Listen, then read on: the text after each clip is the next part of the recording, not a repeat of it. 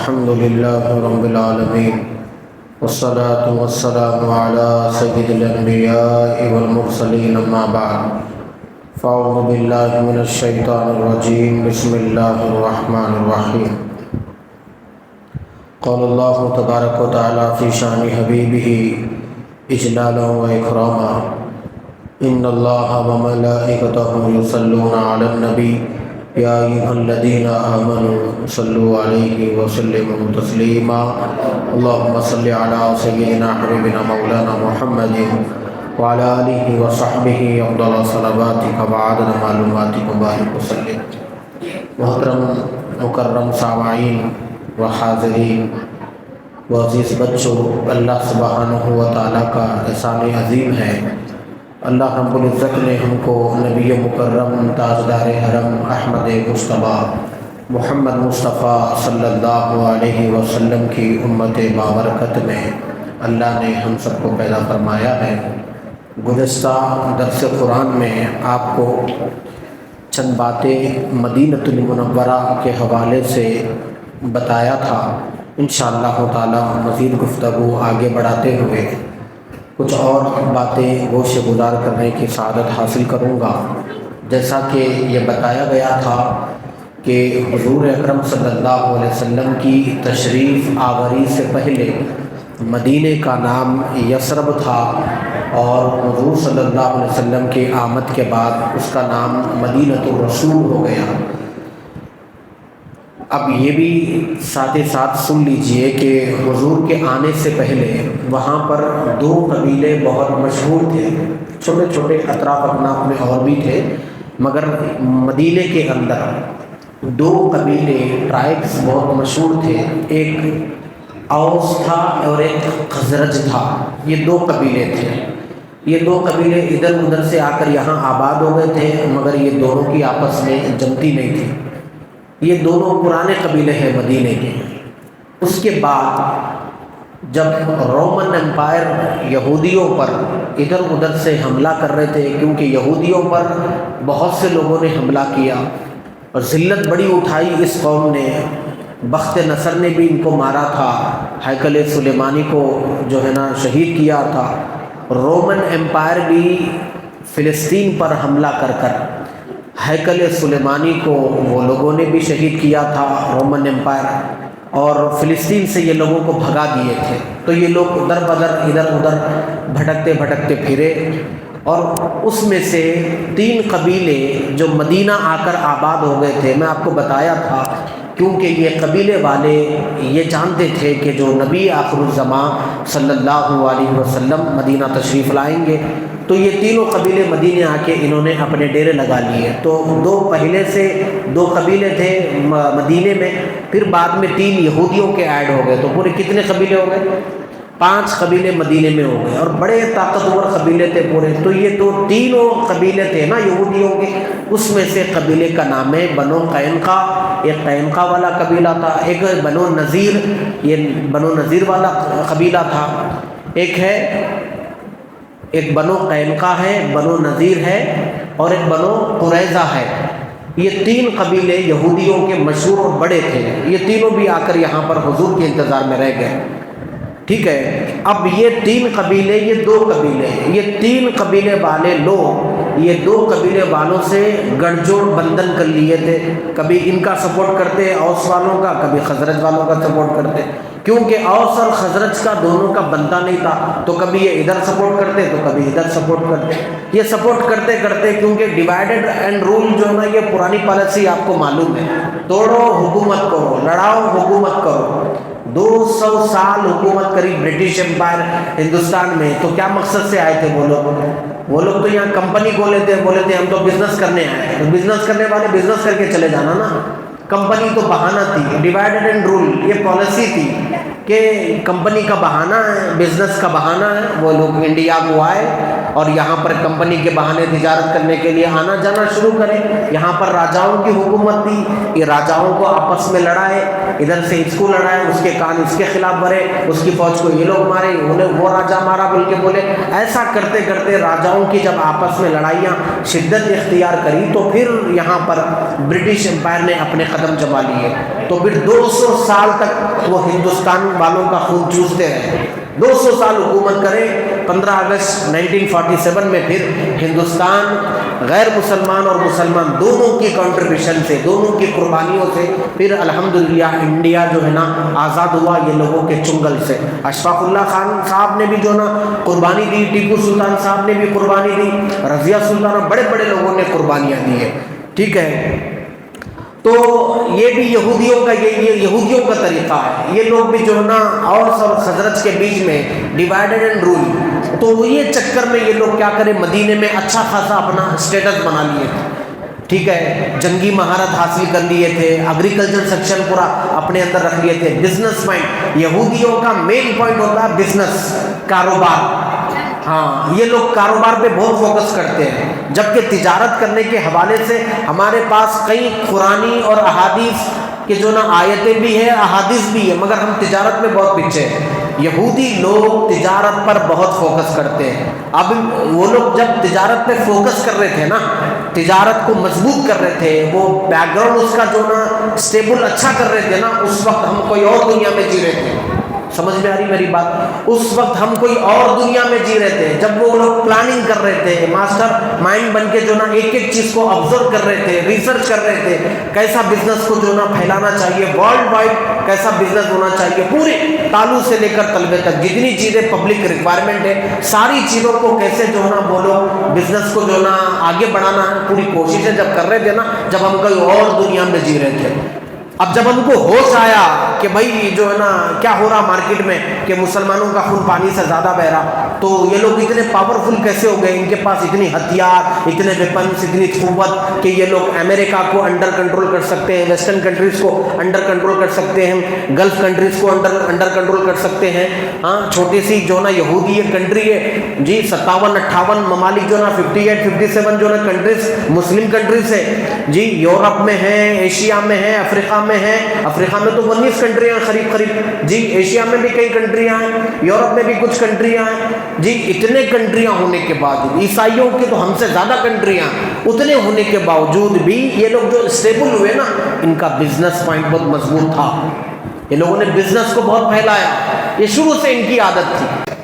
اور ہماری شادیوں میں، ہماری تقریبات میں بڑے بڑے 2-2 لیٹر کے باٹلا، کس کی بھی فریج کھول کے دیکھ لیجیے آپ، ہر فریج میں آپ کو کولڈ ڈرنک کا ڈبہ نظر آئے گا.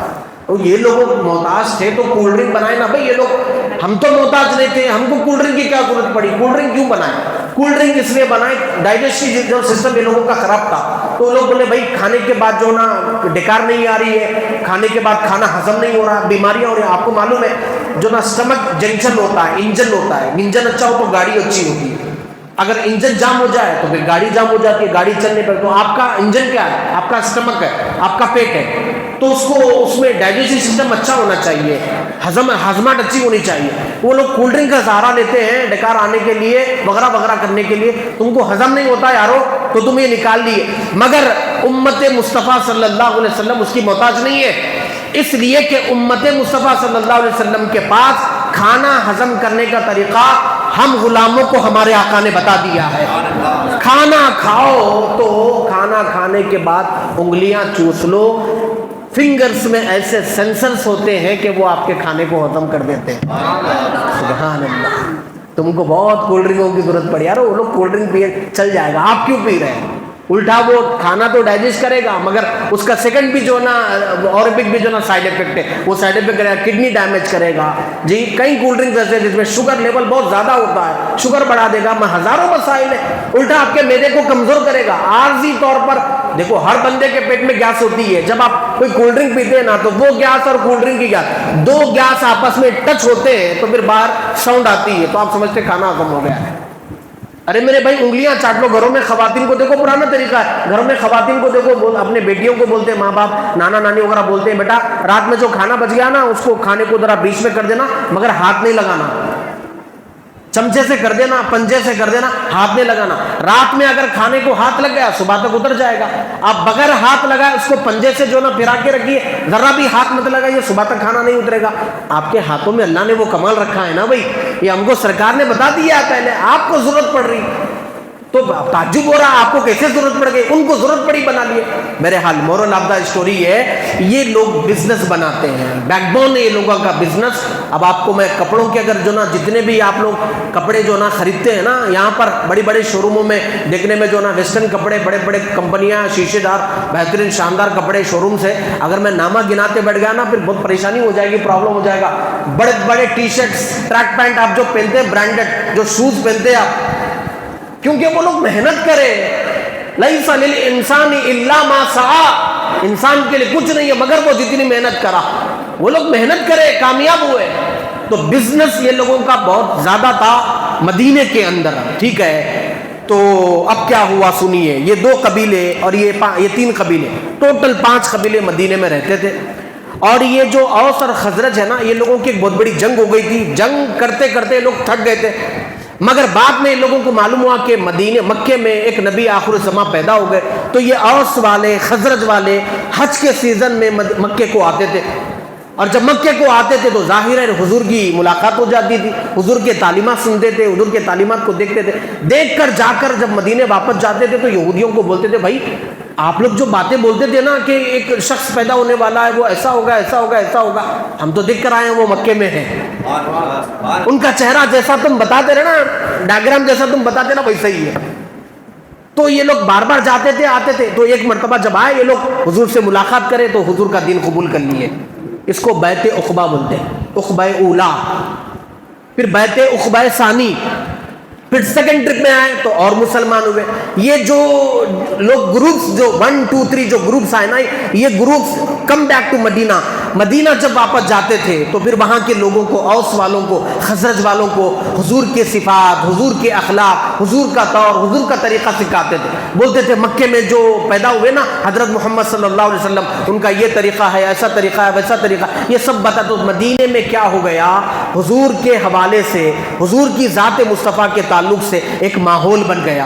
وہاں پر لوگ حضور کے دیوانے ہونے لگے. دیکھو یہاں مکے میں حضور کو ستا رہے, مکے میں لوگ حضور کو ٹارچر کر رہے ہیں, انٹرنل ہراسمنٹ کر رہے ہیں, ہر اعتبار سے حضور کو پریشان کر رہے ہیں, مگر اللہ تعالیٰ کیسا انتظام کر رہا دیکھیے. وہاں مدینے میں ایک فضا بن رہی, مدینے میں ایک ماحول بن رہا, مدینے میں عاشقان مصطفیٰ تیار ہو رہے ہیں. تو حضور صلی اللہ علیہ وسلم کو اللہ نے حکم دیا کہ آپ مدینہ ہجرت کریں. جب حضور گئے تو یہ لوگ جو پہلے سے یہودی قبائل, 3 قبائل جو انتظار میں تھے, جب وہ حضور کو دیکھے, ہونا تو یہ چاہیے تھا کہ وہ ایمان لا لیتے, مان لیتے, مگر نہیں مانے وہ لوگ, طرح طرح کے بہانے نکالے. لاسٹ سیٹرڈے ایک بات بولا تھا میں, وہ لوگ حضور کو دیکھ کر ایسا پہچانے جیسے باپ اپنے بیٹے کو پہچانتا ہے, مگر پہچان کر, جان کر, سب کچھ تورات میں جو لکھا ہوا تھا وہ حضور کے اندر تھا. زبور میں جو تھا, ٹیکسٹمنٹ, اولڈ ٹیکسٹمنٹ, نیو ٹیکسٹمنٹ, جو بھی پڑھ لیجئے, جو تھا اس کے اندر حضور میں وہ چیزیں دیکھی انہوں نے, ان کے عالموں سے, پرانے عالموں سے, اسکالر سے جو سنا تھا, وہ سارا کچھ حضور کے اندر تھا. دیکھے مگر ایمان نہیں لائے. مگر کچھ لوگ ایسے جو منیمم ہے, میکسیمم نہیں ہے, کچھ یہودی لوگ ایسے تھے جو امانت دار تھے, جن کی سوچ اور عقل اچھی تھی. وہ لوگ دیکھے کہ واقعی میں بھائی ہم جو پڑھے ہیں نا جن کے بارے میں وہ یہی ہے. اس میں سے ایک صاحب کا نام ہے, ایک یہودی اسکالر کا نام ہے جو یہودیوں کے بہت بڑے عالم تھے, حسین بن سلام. یہ حسین جو نا سین سے نہیں ہے, جو ہمارے آقا حسین جو ہے نا وہ سین سے ہے, سین شین والا جو ہے نا. یہ جو حسین بن سلام ہے یہ صاد اور ضاد والا ہے, صاد کے بعد جو ضاد آتا ہے اس سے پہلے جو صاد آتا ہے نا یہ اس سے. حسین بن سلام یہ یہودی عالم تھے اور اچھے امانت دار عالم تھے, اچھا بندہ تھا. تو یہ انہوں نے جب دیکھا کہ نبی آخر الزمان آ گئے تو یہ کیا کرے, حضور سے ملاقات کرنے آ گئے اور حضور کی مجلس میں بیٹھ گئے. حضور خطبہ ارشاد فرما رہے ہیں, صحابہ کا جھرمٹ ہے, مسجد نبوی میں خطبہ چل رہا ہے جی.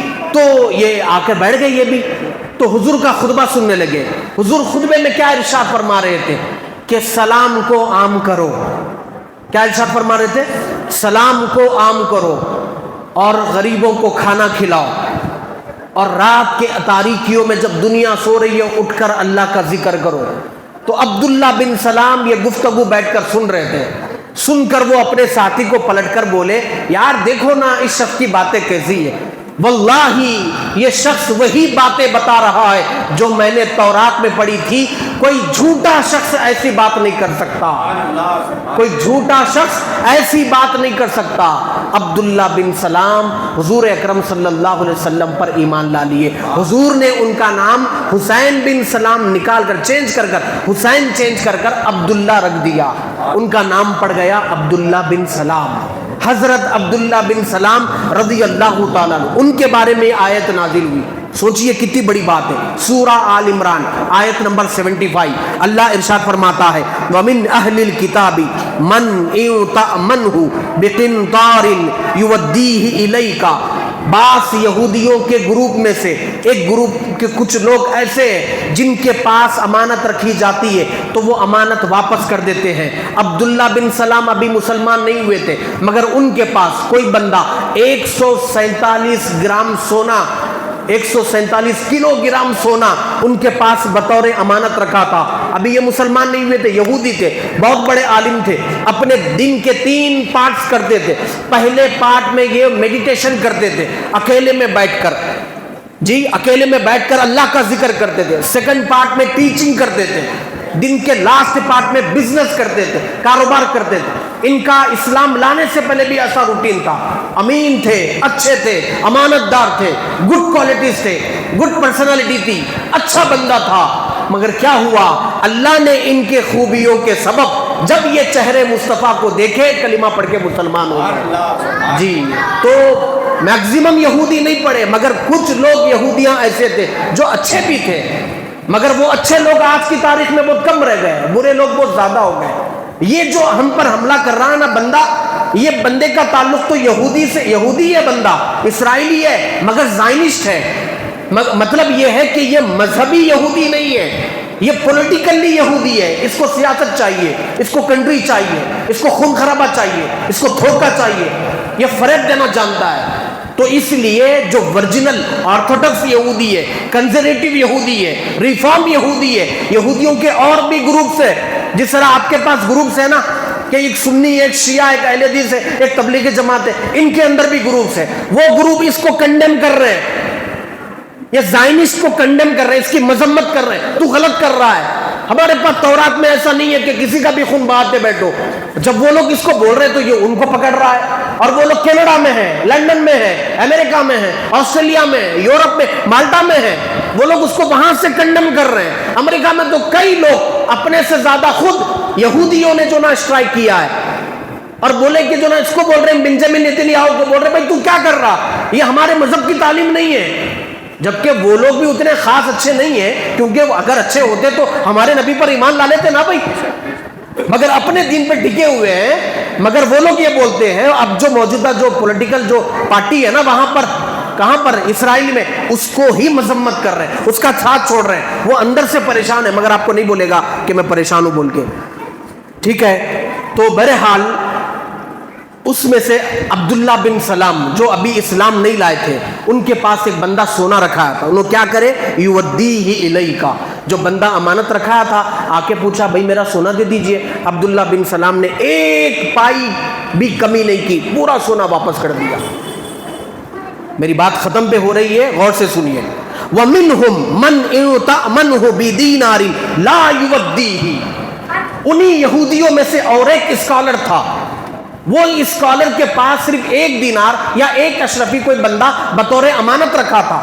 جب وہ بندہ گیا پوچھنے کے لیے بھائی میرے اشرفی دے دیجئے، تو معلوم ہے وہ اسکالر کیا بولا؟ پیسے تو کچھ بھی نہیں ہے، چلو نکلو یہاں سے، نہیں ہے کچھ بھی نہیں ہے. دیکھیے عبداللہ بن سلام، جن کو حسین بن سلام کہتے ہیں، عبداللہ بن سلام کئی کلو کا سونا ان کے پاس تھا، انہوں پورا ریٹرن کر دیا. اور ایک وہی مذہب کا یہودی عالم ہے، وہ اس کے پاس 1 دینار تھا یا 1 اشرفی تھی، اس کو بولے واپس کرو تو وہ واپس نہیں کرا. دونوں کے بارے میں اللہ ذکر کر رہا ہے. یہودیوں میں ایک بندہ ایسا ہے جس کے پاس ڈھیر سونا رکھا گیا تو وہ ریٹرن کر دیا. اور یہودی میں ایک بندہ ایسا بھی ہے, چند لوگ ایک گروپ ایسا بھی ہے, ایسے بھی ہے جنہوں نے امانت میں خیانت کی. جی الیک الا ما دمت علیہ قائما ذلک بانہم قالوا لیس علینا فی الامیین سبیل. چوری تو چوری, اوپر سے زنا چوری. تھنکنگ کیا ہے؟ جب ان سے پوچھا گیا بھائی پیسے کیوں واپس نہیں کر رہے آپ, تو کیا بول رہے معلوم؟ ان پڑھ جاہل مسلمانوں کا پیسہ لے کر واپس کرنا ہماری شریعت میں نہیں ہے. ہمارے لیے تمہارا مال حلال, تمہاری جان حلال, تمہارا پیسہ حلال. ہم دنیا کے سردار ہیں, پورا ورلڈ وائڈ پاپولیشن ہماری غلام ہے. کیوں؟ 4000 انبیاء کرام فلسطین میں آئے, بنو اسحاق میں آئے, یعقوب علیہ السلام کی اولاد سے آئے. ہم بڑے تم چھوٹے. خدا کے پاس ہمارا جو اسٹیٹس ہے وہ تمہارا نہیں ہے. یہ ٹھیکہ ان کو کس نے دیا؟ اللہ نے تو نہیں دیا نا. پھر یہ اپنے آپ میں اللہ پہ بہتان مان رہے ہیں, اللہ پہ بول رہے ہیں. شریعت موسوی شریعت میں ایسا ہے کسی بھی بندے کا پیسہ ہڑپ کے کھا سکتے ہیں. یہی ناپاک سوچ آج بھی کئی مسلمانوں میں. کسی کافر سے قرضہ لیتے ہیں اور بولتے ہیں بھائی آپ نے واپس کیا. ارے یار وہ مسلمان تو نہیں تھا نا, چلو چلے گا. سمجھ رہے میری بات آپ؟ چلے گا, مسلمان تو نہیں ہے نا, چلے گا. یہ آپ کی سوچ نہیں ہے, یہ یہودیوں کی سوچ ہے. امانت آپ کے پاس کوئی بھی رکھا ہے, چاہے وہ آپ کے مذہب کا بندہ ہو یا نہ ہو, امانت امانت ہوتی ہے. اس کی سب سے بڑی تازہ زندہ مثال حضور کے گھر کا محاصرہ کیا گیا. معاذ اللہ الیاذ باللہ, حضور کو قتل کرنے کی ناپاک پلاننگ کی گئی. حضور کے گھر کا محاصرہ کیا گیا. رات کا وقت تھا, حضور اپنے گھر سے نکلے, تلواریں چمک رہی تھی, قاتلین باہر کھڑے ہوئے تھے. اس مومنٹ میں بندہ کیا کرتا ہے؟ بچنے کی پلاننگ کرتا ہے. اس مومنٹ میں بندہ کیا کرتا ہے؟ اسکپ ہونے کی پلاننگ کرتا ہے. حضور نے کیا پلاننگ کیا وہ دیکھیے آپ. پلاننگ دنیا والوں کو کرنا پڑتا ہے جس کو اپنی جان کی فکر ہوتی ہے. حضور نے کچھ نہیں کیا, اللہ نے جو کہا وہ کیا. بس حضور وہاں سے نکل گئے. نکلنے سے پہلے ایک ورلڈ وائڈ میسج, آفاقی پیغام, آفاقی پیغام مولا علی مشکل کشا کو دے گئے. کس کو دیے؟ حضرت علی کو دیے. کہا علی, باہر قاتلین کھڑے ہوئے ہیں اور حضور حضرت علی کو کیا فرما رہے سنیے. علی صبح کو بیدار ہونا. کیا بول رہے ہیں؟ صبح کو بیدار ہونا, میرے گھر میں جن کی امانتیں رکھی ہے واپس کر کے مدینہ آ جانا. اور واہ واہ کیا بات بولوں میں آپ لوگوں کو. حضرت علی بھی کیا بولے معلوم؟ میں زندگی میں کبھی سکون سے نہیں سویا, مگر اس رات بڑے سکون سے سویا. اس رات میں نے بڑے سکون سے سویا, کیونکہ آقا نے کہا صبح بیدار ہونا. میں سوچ لیا جب تک صبح بیدار نہیں ہوں گا مجھے موت نہیں آئے گی. اب وہ تو ہمیشہ اللہ کے خوف میں, خشیت الہی میں, آہ و بکا میں رہتے تھے, تو اس لیے صحیح سوتے نہیں تھے. مگر اس دن کہا کہ علی صبح کو بیدار ہونا, تو مطلب مجھے اٹھنا ضرور ہے. امانتیں, اچھا یہ بولیے آپ, حضور کے پاس جن کی امانتیں رکھی تھی کیا وہ اپنے لوگوں کی تھی؟ جی اپنے لوگوں کی تھی, پرایوں کی تھی, دشمنوں کی تھی. ہاں ہم تو چھوٹا بہانہ لگا دیے یار, ارے غیر مسلمان ہیں, انہیں ہے, انہیں ہے, کچھ بھی ہے, کوئی بھی مذہب کا ہے, اس کے پاس سے 1 لاکھ روپے لیے تھے گھر بنتے وقت میں, 2 لاکھ روپے لیے تھے شادی کرتے وقت میں, جی, اور جو نا اس کے بعد انہیں پیسے پوچھ رہا, تو ہیلے بہانے کر رہے, اور اپنے لوگ دوستوں میں بیٹھ کے بول رہے ہیں غیر مسلمانوں نے دینا ضروری ہے کیا؟ مول صاحب کہتے ہیں لیتے وقت میں پوچھے, غیر مسلمان سے لے سکتے کیا بول کے پوچھے؟ نہیں پوچھے نا. دیتے وقت میں کیوں پوچھ رہے؟ پھر کوئی بھی ہو, کسی کا بھی مال آپ کے پاس ہو, حضور نے آپ کو کیا پیغام دیا؟ حضرت علی سے کہا امانتیں واپس کر کر مدینہ آ جانا. حضرت علی صبح اٹھے, جتنی امانتیں حضور کے پاس تھی سب واپس کر دیے. اسی لیے مکے والے اعلان نبوت سے پہلے حضور کو کیا نام سے پکارتے تھے؟ ٹائٹل کیا تھا؟ امین تھا. کیا تھا؟ امین, امانت دار. اس 75 آیت نمبر سورہ آل عمران میں آپ کو امانت کی تعلیم دی جا رہی ہے, خیانت سے بچنے کی تعلیم دی جا رہی ہے. بچیے خیانت سے, امانت کو اپنائیے. کئی کتنے لوگ نہیں ہیں جو امانت میں خیانت کر رہے ہیں. امانت صرف پیسے کا نہیں ہوتا, پیسہ بھی امانت ہے, زیورات بھی امانت ہے, 3 کوئی آپ کو بندہ بات بول رہا ہے اور یہ بول رہا ہے کہ کسی کو مت بولیے، وہ بھی امانت ہے۔ آپ سے بات کر رہا ہوں، کوئی بندہ آپ سے بات کر رہا ہے، بات کرتے کرتے ایسا دیکھا، ادھر دیکھا، اس کا ادھر ادھر دینے کا مطلب کیا ہے کہ ہم دونوں کی بات کوئی تیسرا تو نہیں سن رہا، وہی مطلب ہے نا اس کا۔ آپ سے کوئی بات شیئر کر رہا تھا، وہ رائٹ دیکھا لیفٹ دیکھا، مطلب یہ ہے وہ بات امپورٹنٹ ہے، امانت ہے۔ آپ کو کوئی پوسٹ دیا جا رہا کمپنی میں کسی بھی جگہ، وہ بھی امانت ہے۔ آپ ملک کے بادشاہ بنے ہوئے، وہ بھی امانت ہے۔ آپ کوئی کام پہ لگے ہوئے ہیں، وہ بھی امانت ہے۔ امانت، بیوی امانت ہے، بچے امانت ہے۔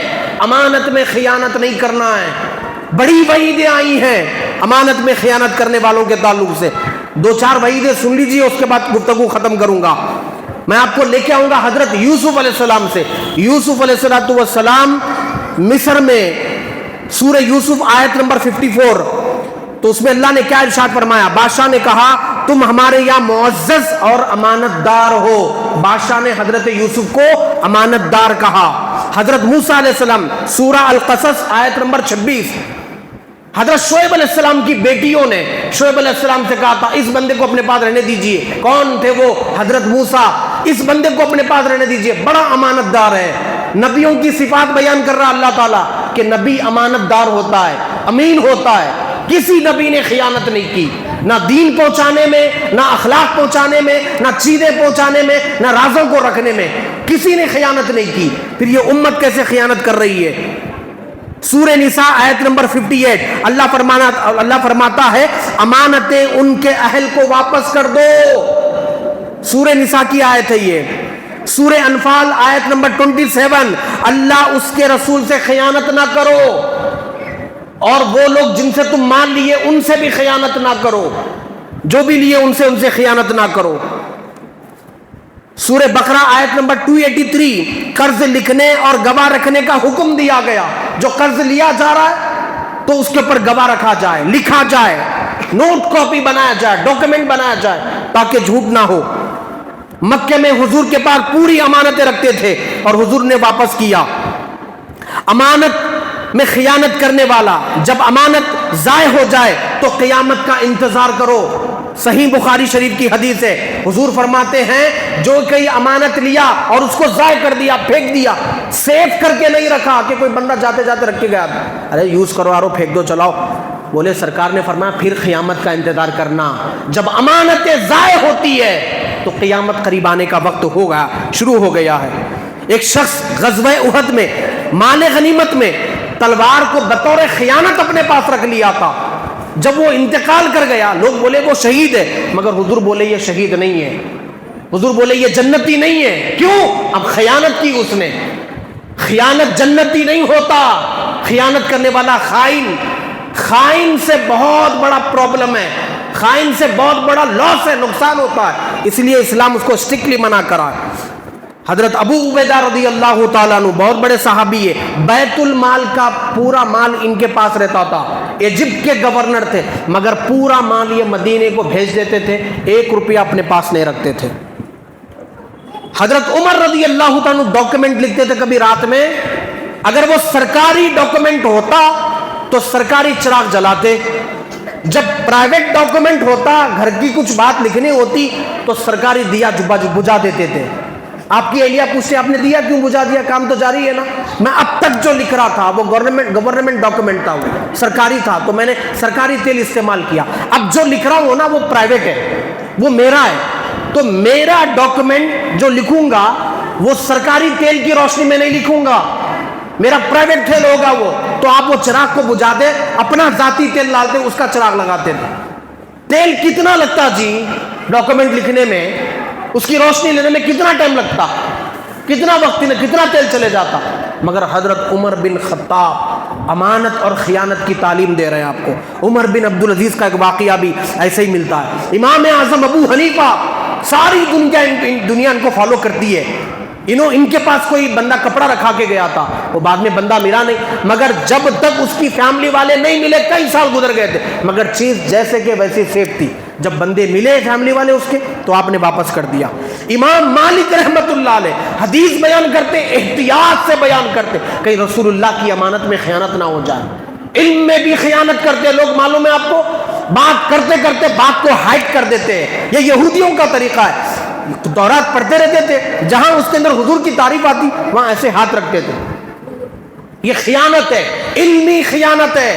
حضور کی تعریف لکھی ہوئی ہے، جہاں تم آیتیں پڑھ رہے نا تو ساتھ میں حضور کی تعریف والی بھی آیت پڑھ دو، تو اس کو وہاں ہاتھ رکھ کے چھپاتے تھے۔ یہ علمی خیانت بولتے ہیں اس کو۔ حضرت امام مالک رحمۃ اللہ علیہ بہت احتیاط کرتے تھے۔ حضرت امام احمد بن حنبل راز کو بھی اپنے اندر دبا کے رکھ لینا، یہ بھی امانت فرمایا۔ مسلمانوں کے حکمراں عمر بن عبدالعزیز، ان کا بھی کئی ایسے واقعات ہیں جو امانت اور خیانت کا درس دیتے ہیں۔ صلاح الدین ایوبی، کون نہیں جانتا ان کو، فاتح فلسطین، یہ جب فلسطین کو فتح کرے تھے تو مال غنیمت بہت آیا تھا فلسطین کا، کیونکہ رومن امپائر تھی وہاں پر، تو جتنا بھی مال غنیمت آیا تھا صلاح الدین ایوبی نے پورا مال بیت المال میں جمع کر دیا، اپنے پاس 1 روپیہ بھی نہیں رکھے۔ جی نور الدین زنگی ان کے خواب میں آ کے حضور بولے تھے، نور الدین زنگی یہاں لوگ ہم کو پریشان کر رہے ہیں اور تو آرام سے سو رہا ہے۔ نور الدین زنگی نکلے، سیریا سے نکل کر مدینہ آئے، 2 یہودی ناپاک لوگ معاذ اللہ حضور کے مزار کے قریب آ رہے تھے، اندر سے گڑھا کھود کے، العیاذ باللہ معاذ اللہ حضور کا جسم مبارک نکالنے کی ناپاک کوشش کرے۔ دیکھیے کیا کیا نہیں کرے یہ لوگ۔ تو راستے میں نور الدین زنگی پہ حملہ ہوا، کیونکہ نور الدین زنگی وہ 2 لوگوں کو مارنے جا رہے تھے۔ تو معلوم ہے نور الدین زنگی نے دشمنوں پر تلوار رکھ کر کیا کہا تھا، جب تک نور الدین زنگی مدینہ نہیں جائے گا اس وقت تک پوری دنیا مل کر بھی نور الدین زنگی کو نہیں مار سکے گی، کیونکہ نور الدین زنگی جا نہیں رہا ہے، مصطفیٰ نے بلایا ہے تو جا رہا ہوں۔ اب جب آقا نے بلایا ہے تو میری حاضری ضروری ہے۔ وہ بھی آپ کو معلوم ہے نور الدین زنگی جہاں بھی جنگ کرتے مال غنیمت خود بیٹھ کے پیسے گنتے تھے، چیزوں کا پورا حساب کتاب رکھتے تھے تاکہ امانت میں خیانت نہ ہو۔ سلطان محمد فاتح استنبول، جس کا پرانا نام اسلامبول تھا اور پرانا نام قسطنطنیہ تھا، ترکی میں ہے یہ، اس کو فتح کرنے والا 18 سالہ جوان سلطان محمد فاتح، اپنی زمین کا مسئلہ تھا، قسطنطنیہ کو فتح کرنے والا، کئی مرتبہ اس کے پر حملے ہوئے مگر فتح نہیں ہوا، دیواریں اتنی مضبوط تھی، مگر 18 سالہ جوان فتح کرا۔ عثمان غازی کا پوترا، 7واں پوترا تھا، مگر وہ بھی اپنی زمین کا مسئلہ آیا تو عام آدمی بن کر عدالت میں قاضی کے سامنے پیش ہوئے وہ۔ اور آپ کو کتنے واقعات بتاؤں میں، امانت میں خیانت نہیں کرنا چاہیے، یہ اسلام کی تعلیمات ہے، آپ ان کو ذہن نشین رکھ لیجئے۔